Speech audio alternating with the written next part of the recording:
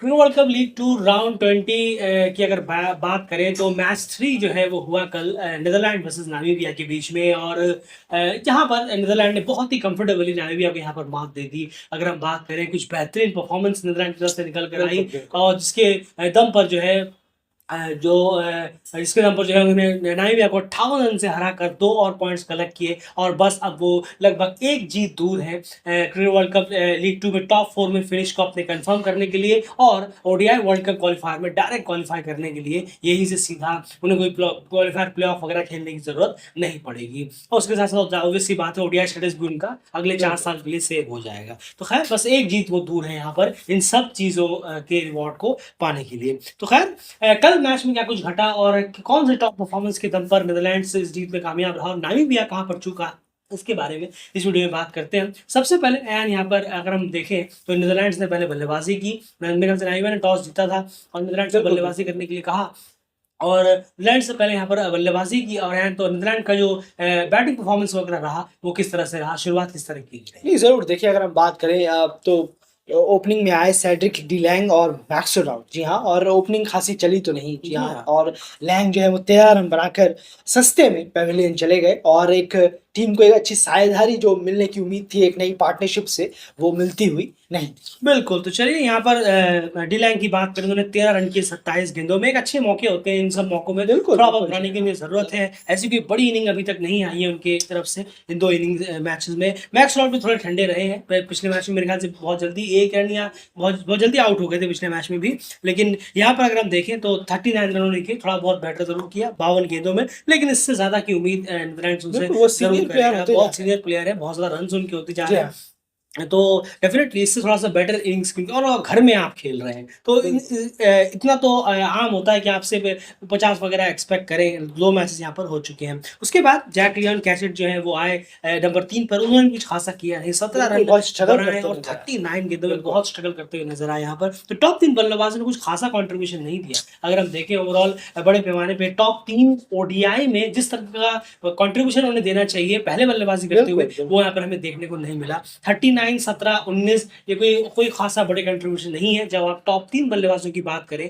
One day international match में। उसके बाद यहाँ पर जिम्मा संभाला बेस्ट लीडर स्कॉट एडवर्ड्स ने। इन्होंने एक बहुत ही इंपॉर्टेंट पार्टनरशिप सबसे पहले टीम के लिए यहाँ पर जोड़ी जो कि एक अच्छे स्कोर तक टीम को लेकर गए। और उसके बाद स्कॉट एडवर्ड्स 40 पर आउट जरूर हो गए, अनफॉर्चुनेटली एक और 50 वो लगा सकते थे लेकिन मिस आउट कर गए। लेकिन बेस्ट लीडर अपना काम लगातार वो करते रहे और लास्ट में जाकर कहीं ना कहीं वो आउट हुए और उन्होंने 97 रन की इनिंग खेली। 92 गेंदों में 5 चौके और 3 छक्के उन्होंने लगाए।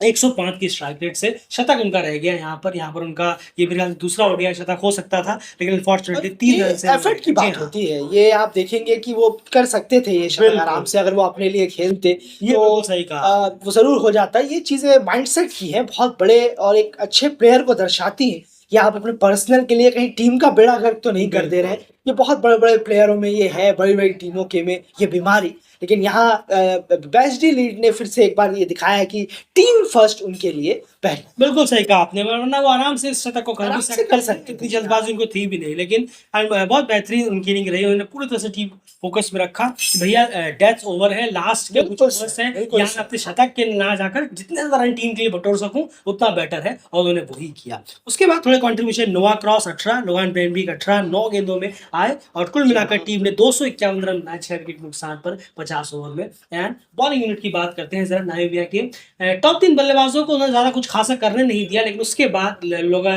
उसके बावजूद भी बेस्ट लीड और स्कॉट एडवर्ड्स की उस जोड़ी को रोकने में नाकामयाब रहे। जरूर देखिए, बॉलिंग इतनी बुरी नहीं रही थी शुरू के 10-12 ओवर में। थोड़ा सा ये कहना होगा कि थोड़ा सावधानी के साथ नीदरलैंड की जो बल्लेबाज हैं वहां पर थोड़ा खेल पाए, वरना अगर कुछ चांसेस जरूर क्रिएट हुए थे लेकिन और बेहतर कराने की जरूरत थी वहां। नई बॉल से अगर हम कहें, जरूर इतना जरूर कहेंगे कि और ज्यादा बेहतर होती बॉलिंग तो आप और विकेट एक्सपेक्ट कर सकते थे। बिल्कुल सही कहा आपने, क्योंकि शुरू के 15 ओवरों में सिर्फ 1 विकेट निकाला था नामीबिया ने। तो नई बॉल से आपने सही कहा कि कुछ और बेहतर किया जा सकता, जरूर किया जा सकता था। और थोड़ा सा जैसे कि अभी मैंने ही कहा कि थोड़ा सा कॉशियस क्रिकेट खेला, सावधानी से भरा क्रिकेट खेला नीदरलैंड ने। शुरू में ज्यादा हवाई फायर या उड़ाने के लिए नहीं गए, शायद उन्हें ये अंदाजा था कि ये जो कंडीशन है ये थोड़ा अर्ली स्विंग वगैरह लेता है, यहाँ होती है बॉल, उन्हें ये बिल्कुल मालूम है, उनका होम है ये।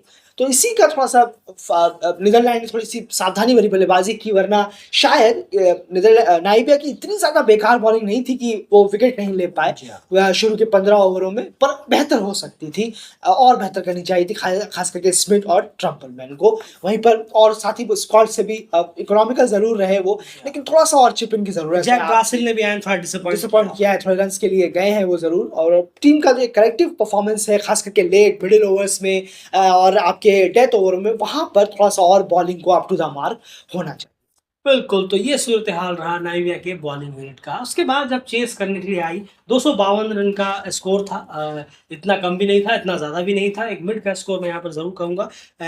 250 रन आज की डेट में अगर हम बात करें, लेकिन ज़रूर, ज़रूर। एसोसिएट्स के मैचेज़ में 250 रन बहुत अच्छा खासा टोटल बिल्कुल, होता है, वो हमने लगातार देखा है। तो खैर जब 250 रन यहाँ पर चेस करने के लिए आए, तो नाइविया की अगर हम शुरुआत की बात करें, तो उनका भी शुरुआत बिल्कुल लगभग वैसे ही रहा। उनके जो ओपनर्स अगर आप देखेंगे, उनकी ओपनर्स का कंट्रीब्यूशन और नीदरलैंड्स के ओपनर्स का कंट्रीब्यूशन लगभग वैसा ही रहा है, सिमिलर टाइप का, जो अभी देखने को मिला बिल्कुल था। सही कहा। यहाँ पर अगर हम देखें, माइकल वेन लिंजन ने 15 रन यहाँ पर किए। 21 रन पे पहला विकेट उनका गिर गया, और वो गिरा सबसे पहले माइकल वेन लिंजन का 20 गेंदों में 15 रन। उसके बाद मिलान क्रूजर जो खेल रहे थे उनके साथ, 66 गेंदों में 36 रन। मिलान क्रूजर को थोड़ा सा अपने स्ट्राइक रेट पर काम करना पड़ेगा। डेफिनेटली मैं बहुत लगातार इनिंग्स उनकी देख रहा हूँ, ओडीआई में ही इतने मैचेस देखे हैं उनके। उनकी स्ट्राइक रेट जो है वो थोड़ी सी लो रहती है एज अ ओपनर। इतने अगर आप टॉप 3 बल्लेबाजों में हैं और वाक़ई, इस तरीके की वाक़ई। स्ट्राइक रेट रहेगी, आप मिलान क्रूजर का स्ट्राइक रेट देखिए, अगर आप बाकी मैचेस में भी देखेंगे, तो ऐसे इतना सेटिस्फैक्शन नहीं होगा उनकी पोजीशन को देखते हुए। थोड़ा बेटर करने की यहाँ पर ज़रूरत है। सबसे बड़ा डेंट जो लगा नाइविया की इस चेज़ में, वो था नंबर 3 के बल्लेबाज इयान फ्रैलिंग का 1 रन पर आउट होना। ये सबसे बड़ा चैलेंज है, बहुत, क्योंकि इयान फ्रैलिंग बहुत अच्छे फॉर्म में है, अच्छे टच में है। यहाँ तक कि नेपाल के खिलाफ भी उनकी 80 कुछ जी हाँ, इनिंग जी हाँ, आई थी, जी जी हाँ, हाँ, बेहतरीन नॉट खेले आउट थे वो जी खेले हाँ। थे, और उससे पहले भी वो अच्छा कर रहे थे जब डोमेस्टिक के मैचेस बिल्कुल, जो नाइविया खेल वनडे जी मैचेस हाँ, खेले खेल रही थी। तो खैर सबसे बड़ा डेंट लगा इयान फ्रैलिंग का। विकेट जल्दी मिलना नीदरलैंड्स के लिए बहुत वाक़ई, बेहतरीन वाक़ई। साबित हुआ, और वो हमें आगे देखा भी कि नाइविया किस तरह से इस मैच को गंवा बैठा। उसके बाद लॉरेन स्टीनकैम्प ने 68 रन किए 87 गेंदों में। एक छोर जरूर उन्होंने संभाल के रखा। बिल्कुल। जो काम वेस्टइंडीज कर रहे थे, वो ये करने की यहाँ पर कोशिश कर रहे थे, लेकिन गिराड रासमस उतना लंबा साथ नहीं दे पाया। गिराड रासमस का भी बल्ला थोड़ा सा खामोश रहा है अभी तक। बिल्कुल, बिल्कुल, जी हाँ। 49 गेंदों में 27 रन मैच उन्होंने किए। यहाँ पर कप्तान से एक बड़ी इनिंग की उम्मीद थी नाइविया को, जो कि नहीं आई। एक और लंबी पार्टनरशिप लॉरेन के साथ अगर वो कर पाते, तो शायद टीम की नैया जो है वो पार निकाल सकते थे। उसके बाद फिर लॉफ्टी टर्न 17, जैन ग्रीन 7, ज़ैन जेडन ग्रीन भी स्मिथ 1। जी माफ़ हाँ, कीजिएगा, लेकिन ज़ैन ग्रीन भी बिल्कुल बल्ले से रन करते हुए नज़र नहीं जी आते हाँ। हैं। बहुत ही ज़्यादा बहुत लंबे-लंबे वक़्त में इनिंग आती है उनकी। वाक़ई में ज़ैन ग्रीन का सिलेक्शन सिर्फ़ विकेट कीपर के तौर पर होना, ये थोड़ा एक क्वेश्चन मार्क भी खड़े करता है, लेकिन ज़ैन ग्रीन चलते हुए नज़र नहीं आते हैं। टीम को जब इस बड़े लॉन्गर फॉर्मेट में कई बार चेज़ में ज़रूरत पड़ी है, लेकिन वो हमेशा साथ छोड़ते हुए ही नज़र आए हैं। बिल्कुल, कभी 20-30 की इनिंग खेल दी कि उसके बाद कभी इनिंग ही नहीं आई, कभी नहीं देखा लंबी-लंबी है बहुत ऐसे। गैप बहुत रहता है, और इसी वजह से उनका एवरेज भी बहुत गिरा हुआ है। तो डेफिनिटली ज़ेन ग्रीन के बारे में सब सोचना बड़े पड़ेगा। सीनियर हो जा रहे जी हैं, हाँ, 4-5 साल होते चले जा रहे हैं सबको खेलते हुए, बिल्कुल सही और कहा। ज़ैन ग्रीन भी उन्हीं में से एक है। जी हाँ, ज़ेन ग्रीन भी काफ़ी पुराने हो चुके हैं, तो डेफिनेटली पॉप ये कंट्रीब्यूशन की तरफ से निकल कर उस तरह से आता नहीं, कंसिस्टेंसी से अगर हम बात करें। तो यहाँ पर सबसे बड़ी जो 2 वजह रही इस चेज़ में, जो कि नहीं नाइविया से अंजाम दे पाया, वो रहे इयान फ्रैलिंग और गिराड रासमस। ये 2 सबसे बड़े रीज़न्स रहे हैं कि ये इनका बड़ा कंट्रीब्यूशन ना देना टीम को काफ़ी महँगा यहाँ पर पड़ा, और वैसे ही टीम जो है पिछड़ रही है, और इस तरह से हारों पर और पिछड़ने लग जाएगी। एंड बॉलिंग डिपार्टमेंट की बात करते हैं नीदरलैंड्स की। बिल्कुल, आर्यन दत्त और लोगान वैन बीक, इन दोनों ही बॉलर्स पूरी ने तरह से। कमाल का परफॉर्मेंस किया है, बहुत शानदार दोनों ने बॉलिंग कराई, बैक ऑफ लेंथ काफ़ी रखी आर्यन दत्त ने, बैक फुट पे काफ़ी ज़्यादा कट मारने को तैयार रखा बल्लेबाजों को उन्होंने, और ऐसा एज भी आया एक मिला उन्हें, और बहुत शानदार बॉलिंग कराई। बैट्समैन के क्लोज़ रहकर काफ़ी ज़्यादा चौथे स्टंप के करीब बहुत ज़्यादा उन्होंने बॉलिंग कराई है, और वहीं लोगान वैन भी कमाल की बॉलिंग रही है उनकी। फिर जैसे कि हमने देखा था अलेक्जेंडर रॉय को पिछले मैच में, वे उसी तरीके से हमें यहाँ लोगान वैन भी बॉलिंग कराते हुए नज़र आए, बहुत इम्प्रेसिव। और सीनियर का एक और उन्होंने अपना एक सामने आकर बिल्कुल। परफॉर्मेंस दी, senior as an senior player, और बेहतरीन रहा डे आउट इन दोनों ही प्लेयर्स का। इन दोनों ने ही बॉलर्स ने पूरा का पूरा समा बांधा, और नाइबिया को जल्द से जल्द ऑल आउट।